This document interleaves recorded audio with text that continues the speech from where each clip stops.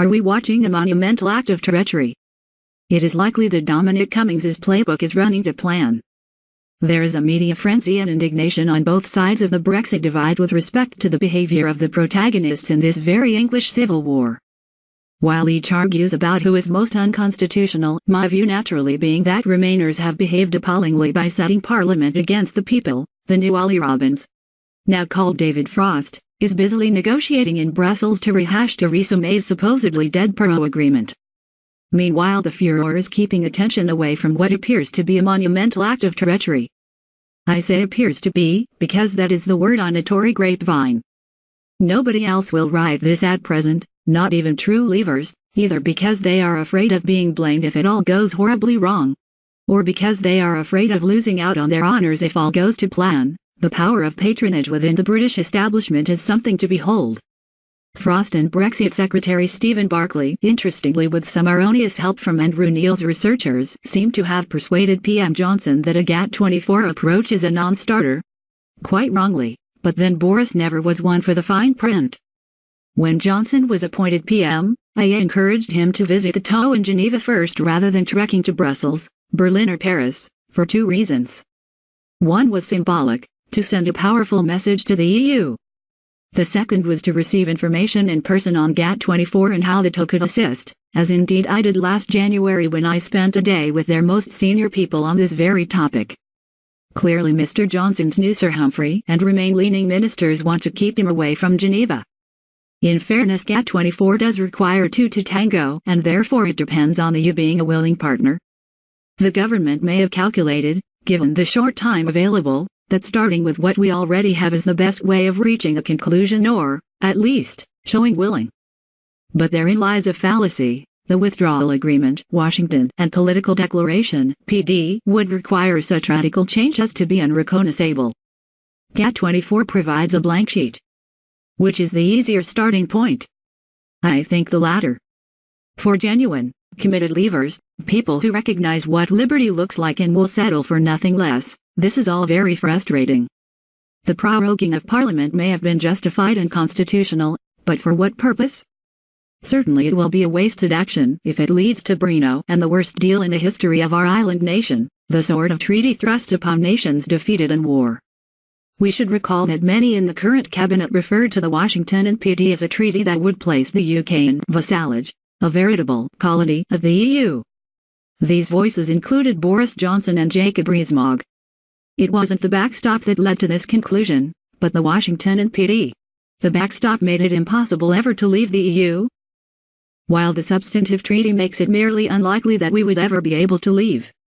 However, the Washington and PD, variously, give control or force upon us a commitment to a direction of travel in respect of EU defense structures, EU finance structures, control over our spending and competitiveness via state aid rules, ultimate jurisdiction of the EC in many areas, continued adherence to the single market (SM) and customs union (CU), particularly during a transition period of at least 2 years when we will have no say in how this plays out.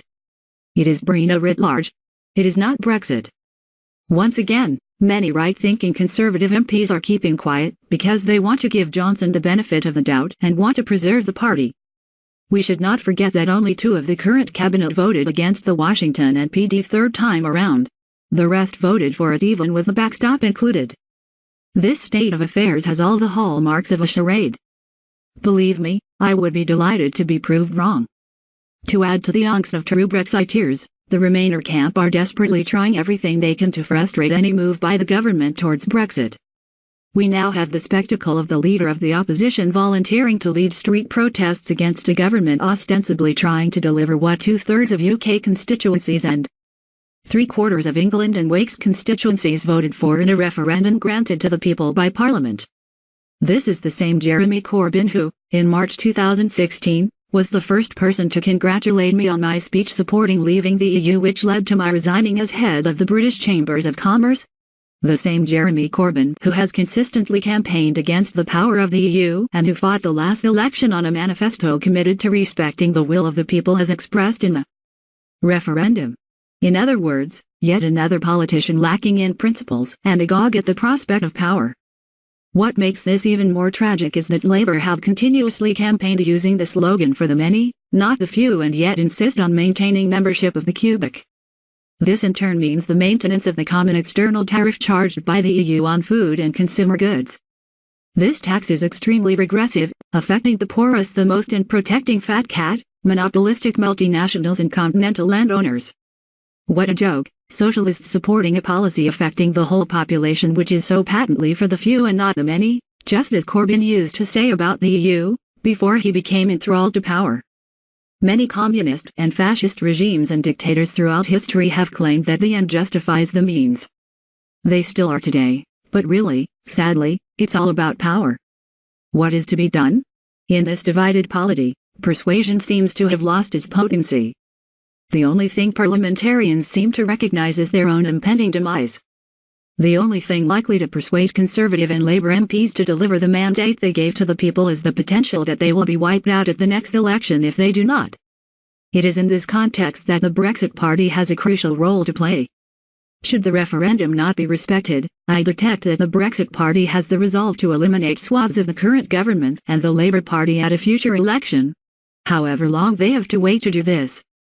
Of course, many MPs will be calculating, or at least hoping, that Brexit fatigue has set in and that the electorate will be simply relieved it is all over, whatever the outcome. And especially if the outcome can be dressed up as Brexit.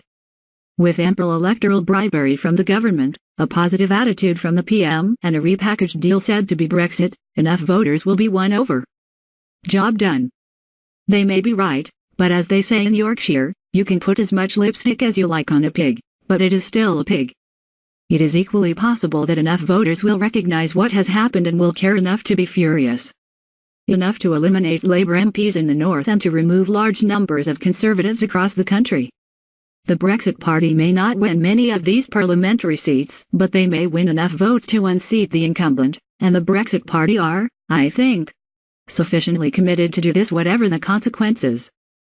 Before the government proceed to deliver a Brino, before Labour decide to wreck, I would urge them to think on this. It may be that many of them will no longer be in Parliament in the future, and this is likely to be the last political decision they take. Presented by News of Voice. More news, www.newsofvoice.com. Please subscribe to our channel. Appreciate on like and comments. Thank you.